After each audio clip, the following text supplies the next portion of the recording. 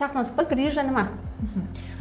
Xalq tilida grija deyiladi. Demak, unutqi pog'onasi disklararo churrasi o'zbek tilida aytilganda, bu bizning unutqi pog'onamizning mulyaji. Ya'ni ikkita suyanma orasida tog'ay qism joylashgan va bu tog'ay qism ikki qismdan iborat, bu fibroz halqa va o'rtasida pulpadan iborat bo'ladi. Grijada aynan shu fibroz halqa yemiriladi va uni yutilish natijasida pulpoz qism mana shunaqa oqib chiqadi va e'tibor bersanglar, nervni shunaqa siqib qo'yadi. Va qaysi segment nervini siqishiga qarab o'sha sohada bizada klinik belgilangan shikoyatlar kelib chiqadi. Grijani belgilari.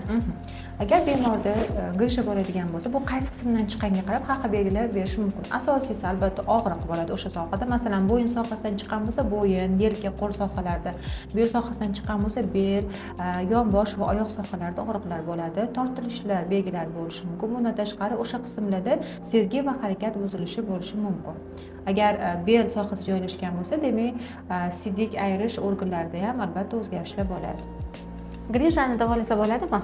Albatta davolasa bo'ladi, lekin bitta momentni aytib o'tmoqchiman. Xalqimiz orasida agar og'riqlar qolsa, davolandim yoki yaxshi bo'ldim degan noto'g'ri tushuncha bor, lekin og'riq qoldirish o'zi bilan muammo hal bo'lib qolmaydi va mana shu chiqqan grijani biz davolayotganimizda og'riq qoldirishdan tashqari buni hosil bo'lish faktorlarini ham bartaraf etishimiz kerak. Shunda eng kamida grija o'sha o'lchamda saqlanib qoladi yoki albatta kichirayishi mumkin. Agar biz faqat og'riq qoldirish o'zi bilan cheklanadigan bo'lsak, bemorda grijalar soni ortishi va o'lchamlari kattalanishi kuzatiladi. Grijaga vaqtida e'tibor berilmasa nimalarga olib keladi?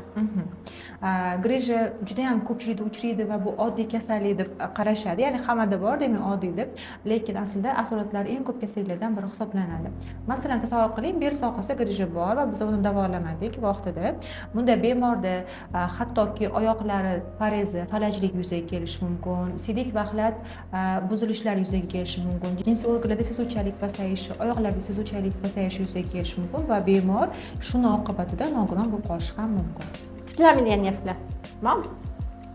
O'zi nervlarni oldin tiklamaydi deyilgan, hozir tiklanadi deyiladi, lekin tasavvur qiling, mana odam o'ldi, turib tura olmaysiz, lekin chala jon masalan komatozis stasionarda bo'lsa, sizga harakat qilishingiz mumkin. O'shangacha olib borish kerak emas-da.